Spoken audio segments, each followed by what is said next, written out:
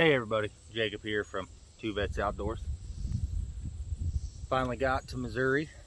I've got a little range set up. I'm going to start shooting at about 50.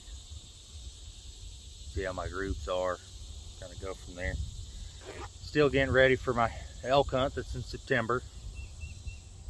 But we're going to go a little early, hunt some archery deer. Then go see if we can sling a meat missile at an elk. Probably my first tag in Arizona. Hunted a little bit in Colorado, but it'll be my first me holding a tag elk hunt. I've helped a lot.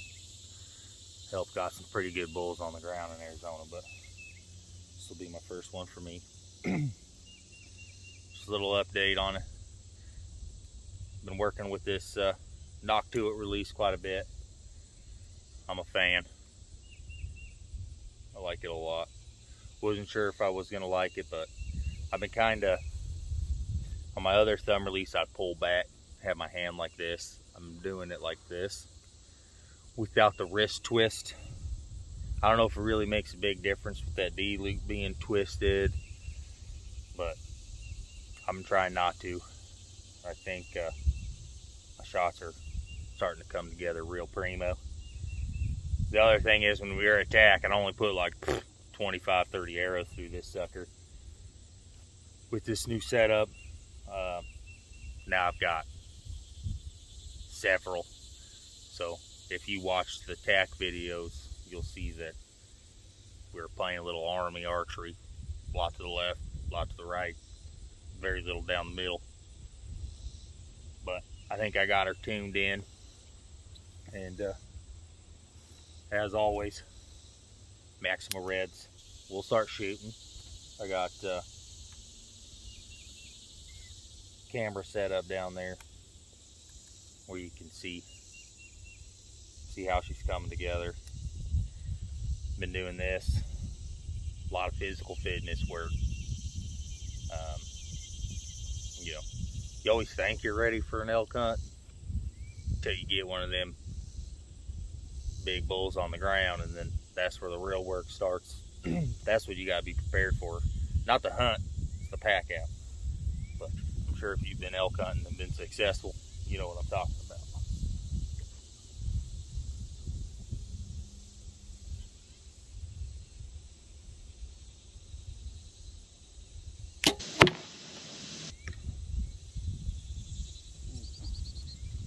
I'm starting out good.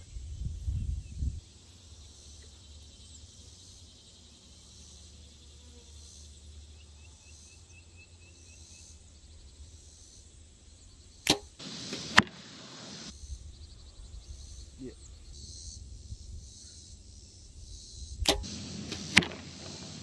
Firm believer of aim small, miss small.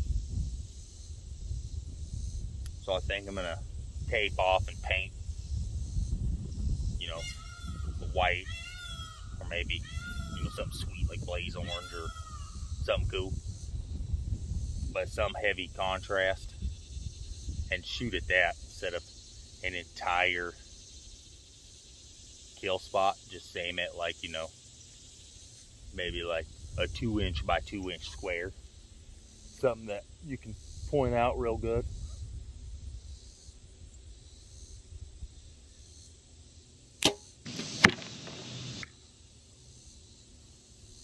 Not 100% settled in Missouri, you know, enough that I can get ready for hunting. And hopefully I don't gotta go to work anytime soon. That'll put a damper on it.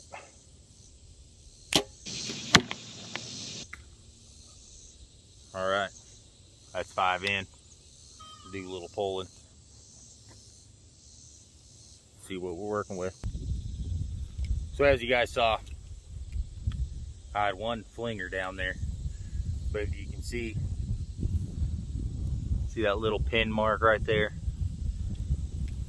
So as it gets closer and it's time to actually like figure out my arrows for a hunt or which ones I'm going to use the most, I put little marks on the ones that don't don't fly the greatest, or I'm not having the best luck with.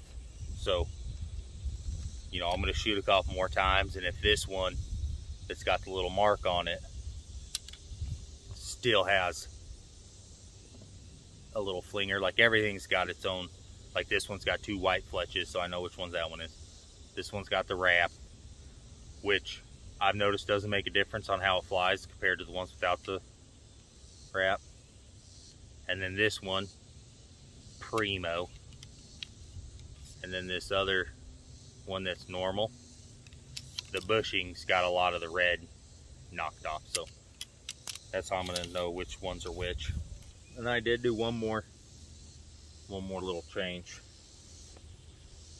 So I had my bow spider down here, but I'm running this, you know, double stabilizer for the first time ever, and it was kind of in the way, and then I couldn't put it out this side because my quiver, so I mounted it up here.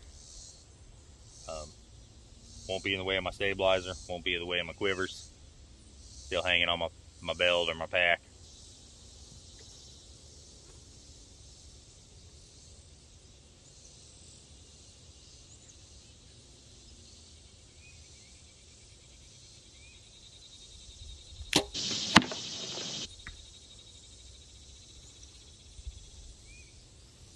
And I run Slick Trick Magnum 100 grain broadheads.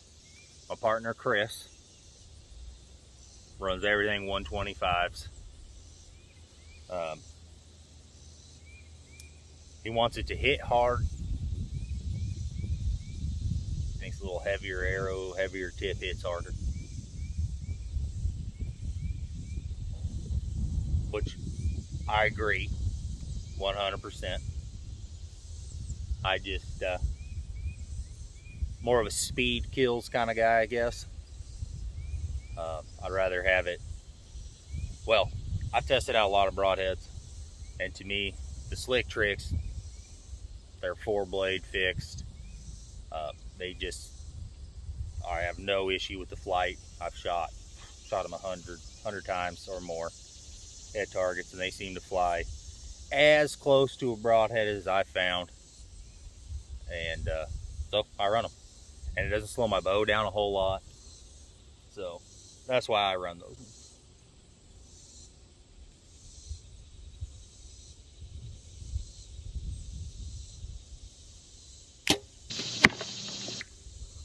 I think we're in a pretty good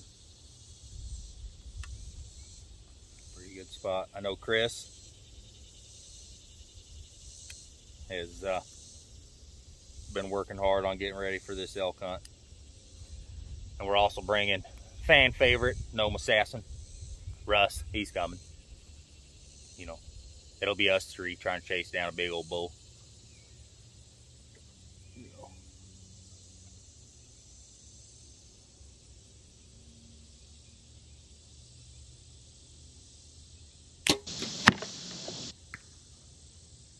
And we'll also do a little deer hunting, so watch out for them multiple videos. So we're gonna go up there. I'm gonna go up there into August, set up camp, deer hunt 7-8 days. 8th of September I'll switch over, locate all the bulls that we got on camera, and see if we can find a good bull, and just get on it every day. So put it to bed, and then we'll go ahead and see if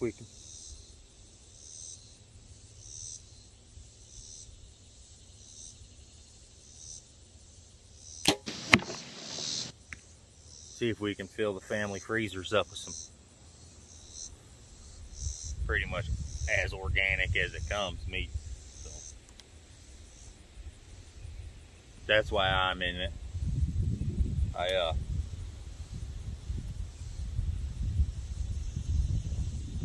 Like, don't get me wrong, I love big bulls, monster muleys, big basket buck whitetails as much as the next guy.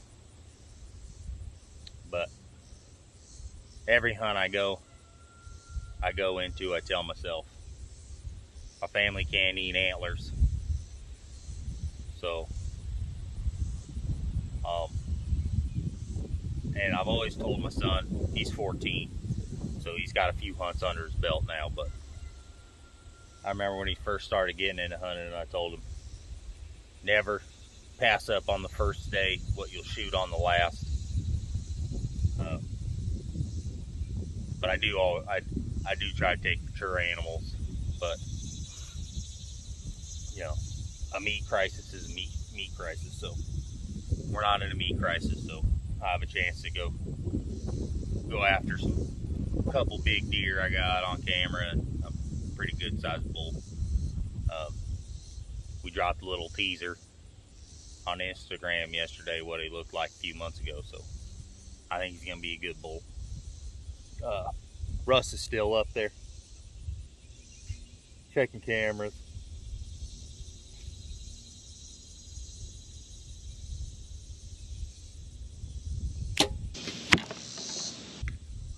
Checking cameras and seeing if that bull's still there, where he's at, which area, stuff like that. So it'll be a good hunt.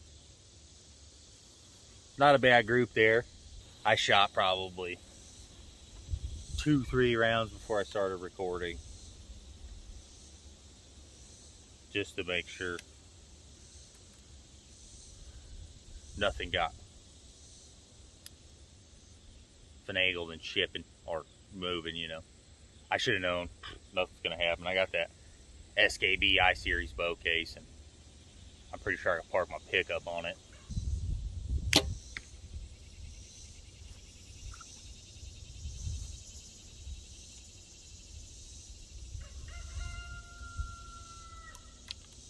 I will tell you, Arizona is dry. Don't get me wrong, it's hot, like cook Thanksgiving turkey hot. Missouri's not as hot, but it's so humid at times you could cut the air, I think. So I think that's going to be a little bit of a learning curve for us West Coast people. A little windy, but as you can see behind me, it's not what Arizona looked like. Y'all saw. And I don't know if you guys saw my video that I shot when I was in Arizona. But you saw my moving video on Instagram. This is not what Arizona looks like. It's beautiful here.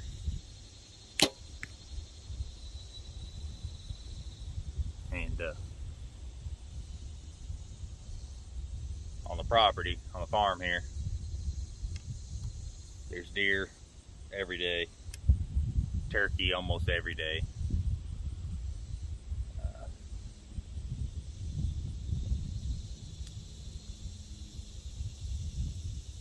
So this should bode well for hunting season.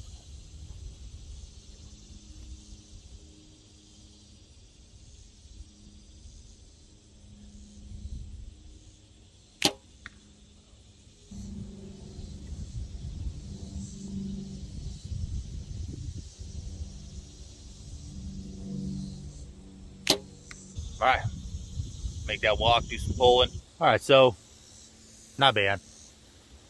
You know, I shot about 50, 60 arrows this morning. So some fatigue might have came into that. You know, it's been a few weeks since I was able to shoot with packing, moving. You know, I tried to stay where I was shot all the time, but you know, it doesn't always work out. But pretty close to being being ready physically for my hunt. I think I just need to spend some more time with my bow, which I'll shoot probably every day now. All my gear's ready, so now it's just about a little bit more physical fitness. I got Russ out there doing the groundwork since I moved on making sure that our spots still, you know, we got half a dozen locations where we know elk are, but we just got out of the rainy season there in Arizona, so you know, once they're kind of scattered, you guys from states that got big monsoon seasons, you probably know what I'm talking about. With all that rain, animals kind of move, kind of do their own thing. So, but we're hoping it's gonna dry up. It does every year, so we kind of know where their year-round watering holes are. So we'll see how they progress back into those spots as it gets closer. Then, you know, my hunt starts September 10th, so that's when they start getting a little randy. Rut kicks off. They get like any other teenage boy, stupid. So that's in our favor too. But sign off here. Go get some chores done. But don't forget, like and subscribe. YouTube channel, Two Vets Outdoors. Instagram's Two Vets Outdoors. Follow us on there too. See a bunch of little videos, pictures, whatnot. So, thanks for tuning in.